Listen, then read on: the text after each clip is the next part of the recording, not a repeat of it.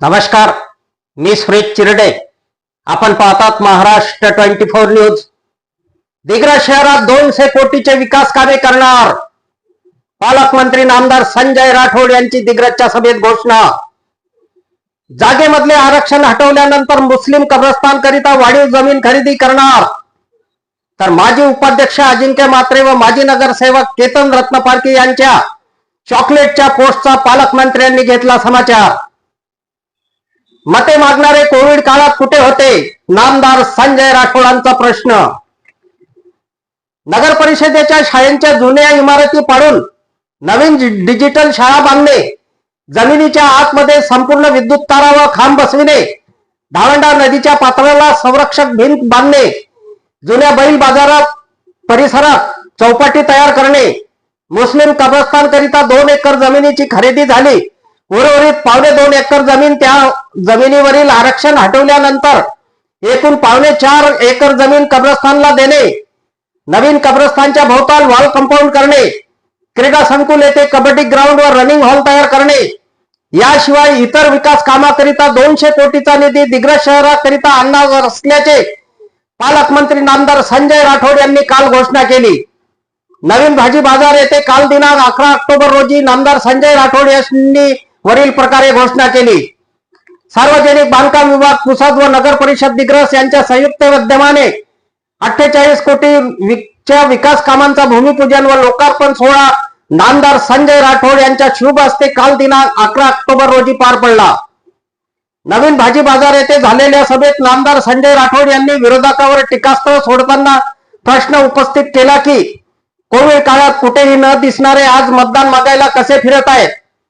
तर नगर परिषदेचे माजी उपाध्यक्ष अजिंक्य म्हात्रे व माजी नगरसेवक केतन रत्नपारखी यांनी अनेकदा पालकमंत्री नुसते चॉकलेट वाटतात व त्या चॉकलेट वाटपाचे आम्ही सुद्धा सोबत होतो असे अनेक वेळा म्हटले होते. त्याचा समाचार घेताना पालकमंत्री संजय राठोड यांनी आपण नुसते चॉकलेट देत नाही तर करून दाखवल्याचे त्यांनी विकास कामाचा उल्लेख करून सांगितले. यावेळी मुख्याधिकारी अतुल पंत, जिल्हा क्रीडा अधिकारी घनश्याम राठोड, माजी नगराध्यक्ष नूर मोहम्मद खान, हाजी गुलाब खान इत्यादींची भाषणे झाली. सार्वजनिक बांधकाम विभाग और नगर परिषद की ओर से भूमि पूजन का कार्यक्रम जो आज लिए गया, लगभग 50 करोड़ रुपए के काम का ये भूमि पूजन है. मैं तारीफ करके नहीं बोल रहा, मेरे को 40 साल से मैं नगर सेवक हूँ. मैं किसी के 1 रुपए का लगानदार नहीं हूँ और कभी 1 रुपया मैंने खाया नहीं, लेकिन जो बात है मैं वो सच्ची बात बोलूँगा. मेरे 40 साल के जीवन में मैंने ऐसा आमदारी नहीं देखा निधि लाने वाला. मैं कसम खा के बोलता, अजित पवार, देवेंद्र फडणवीस के मतदार संघ से ज़्यादा निधि अपने मतदार संघ में लाए इन्होंने. और काम भी चालू है, आपको दिखता नहीं, आप लोगों को आंखें पर चश्मा लगे वाला है. अब वो थैली बांट रहे तो हमको छोटी दे रहे, तुमको बड़ी दिए, अब कुछ ना कुछ चलते रहता. ये बात छोड़ दो. 2 साल पहले कोरोना काल आया था, कोई ऐसा माई का लाल नहीं था कि जो बाहर निकल के किसकी मदद करे. बाप बेटे का मुंह देखने को तैयार नहीं और बेटा बाप का मुंह देखने को तैयार नहीं. ऐसी हालात में मैंने देखा जिले में लगभग 1 साल अन्न छत्र छाया चालू रहा, जिसमें से मेरे मोहल्ले में 6 महीने तक, उनके माध्यम से 6 महीने तक अन्न छत्र चालू रहा, पूरे दिग्रस में रहा.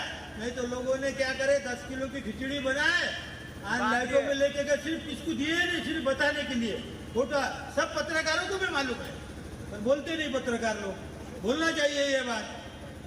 अफजल तू तो बोल जो. तो मेरा बोलने का मतलब ये है, मैंने 40 साल से मैं जो देख रहा और मैंने जो निधि ये जो दिए और ये गोर गरीब के जो काम करे, तो देखो अल्लाह ताला बोले वाला है, अल्लाह ताला गरीबों के जो काम करता अल्लाह ताला उसके साथ में रहता. अब अभी तो इलेक्शन पीरियड चालू हो गया. जिन लोग 5 साल तक कहीं नहीं थे वो लोग आ रहे, हम खड़ रहे थे. क्या काम है रे बाबा तेरा, कभी 5 साल में आके जागते देखा. मैंने आया खड़े रहने के वास्ते। तो मेरा बोलने का मतलब यह है कि संजय राठौड़ पिछले वोटों से ज्यादा चुन के नहीं आएगा तो शर्त लगाने को मैं तैयार हूँ। मैंने पहले भी बोला था 50,000 के ऊपर आएगा करके, मैंने बोला कोई भी शर्त लगाने वाला दूंगा तो मैं लगाता। अभी भी बोलता मैं, अगर पिछले दफा से एक वोट न क्यों ना हो तो ज्यादा वोटों से चुन के आता। ये कुछ भी बोलो तुम, अरे तुमको मालूम ही नहीं, अंदर पूरा पके वाला है, अगर पैर रखेंगे तो गड्ढे में गिर जाएंगे। तो मेहरबानी करके मैं आपको थोड़े बहुत काम मेरे को जो मालूम है मैं वो गिनाता। लगभग 300 करोड़ के काम मैं गिना देता, 300 करोड़ के। और दिग्रस तालुके में लगभग 1000 के काम हुए। अगर माहिती के अधिकार तुमको तहसीलदार के पास जाओ, नगर परिषद के सीओ के पास जाओ, बीएमसी वाले के पास जाओ, और माहिती के अधिकार में आप माहिती मांगो। मैं झूठ बोल रहा क्या? मैं झूठ बोल रहा क्या? आप जाके माहिती मांगो, ये काम हुए कि नहीं हुए। अब जिन्होंने चश्मे ही काला लगाया वाला है उसको क्या बोलना। देखो, अरनी दिग्रस बाईपास रास्ता अरनी रोड पर का पुल हुआ कि नहीं हुआ? तुमने देखे कि नहीं देखे? अरे ये जो अपन सफाई कामगार के मोहल्ले में से आता है बाईपास पुल हुआ ना, उसके बाद में पुसद रोड का पुल हुआ कि नहीं हुआ? हाँ, भवानी टेकड़ी का कभी गए क्या? भवानी की टेकड़ी पर तो नहीं गए होंगे तो जाके देख के आओ जरा सा, क्या सुंदर है। बच्चों को पिकनिक के लिए लेके जा सकते वहां पर। आज ऐसी पोजीशन है भवानी की, नहीं तो पहले दिन में कोई आदमी नहीं जाता था वहां पर। आज की कंडीशन हुआ है। उसके बाद में नांदगांव धरण जो था अजित पवार के पास, वो श्याम पटेल ये वो सब जने गवाह है।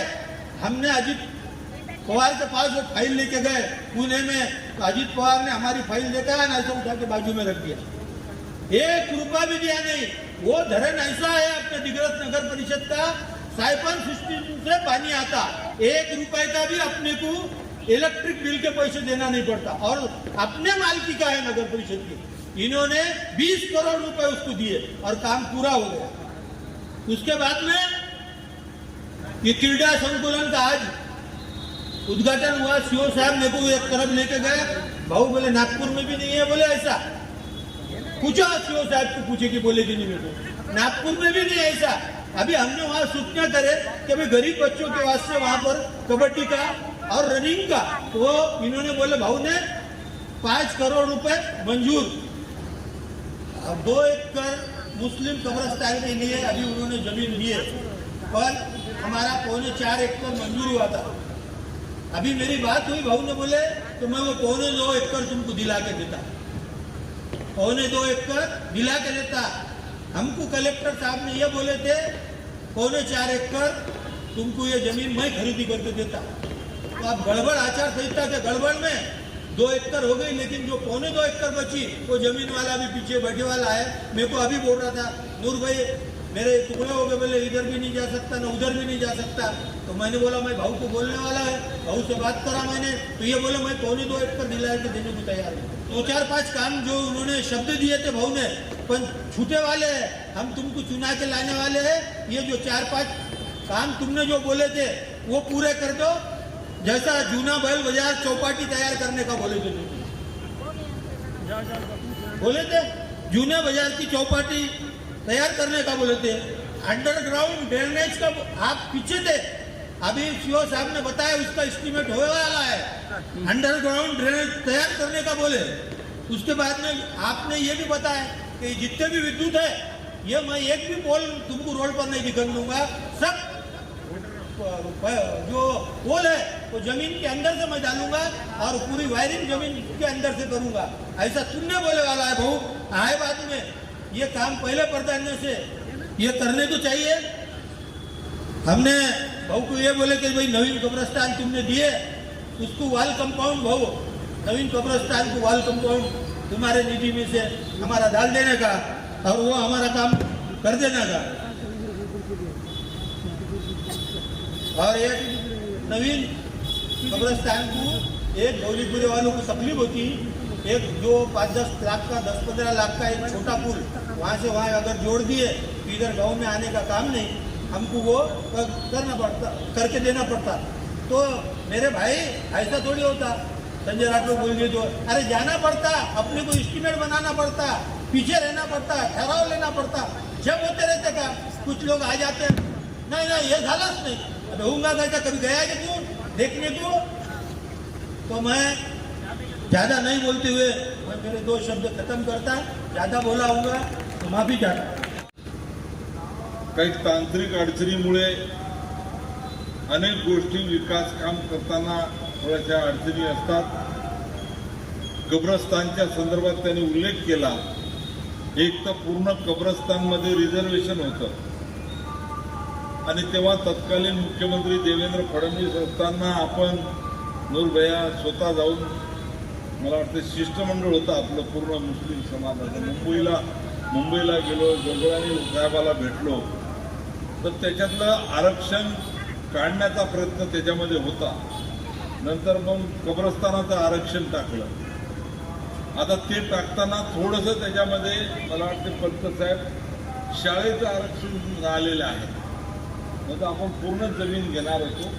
आता तेही आरक्षण आपण काढणार आहोत राहिलेल्या जमिनीवरचं, आणि पूर्ण जागा तुम्हाला आपण या ठिकाणी कब्रस्तानाला देण्याचं या ठिकाणी जसं आपण बोललो आहे तसं करणार आहोत.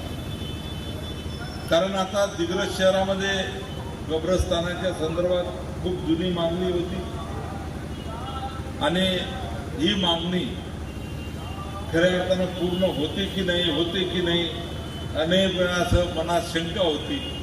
बरेच माझे राजकीय विरोधक म्हणायचे की संजय राठोड चॉकलेट वाटणारा आहे, आम्ही चॉकलेट वाटायलाच होतो, असंही काहीतरी कोणीतरी बोलला होता.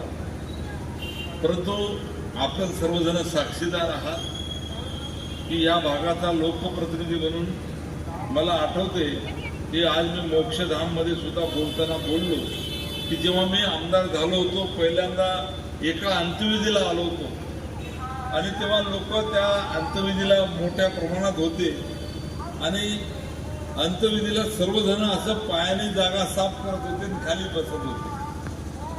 तेव्हा मी सुरुवात केली आणि आज तुम्ही सर्वजण जाऊन पाहू शकता. मोक्षधाम तयार झालेला आहे. अजून उर्वरित काम त्याच्यामध्ये आपण करणार आहोत. गावातून मोक्षधामला जावं लागत होतं. मी बायपास काढला, पूल बनवलं आणि आर्मीला जाण्याचाही रस्ता झाला आणि मोक्षधाम सुद्धा जवळ आला. ते काम केलं. ही शक्ती काम करण्याची मला मिळत असते आणि म्हणून तुमचा आशीर्वाद कायम माझ्या पाठीशी राहू द्या एवढी विनंती आपल्या सर्वांना करतो. अफजल खान, ऋषिकेश हिरासह मी सुरेश चिरडे, महाराष्ट्र 24 न्यूज दिग्रस, यवतमाळ. आमच्या पुढील बातम्याचे अपडेट पाहण्याकरिता आताच आमच्या चॅनलला सबस्क्राईब करा व बेल आयकॉनवरती क्लिक करा. धन्यवाद.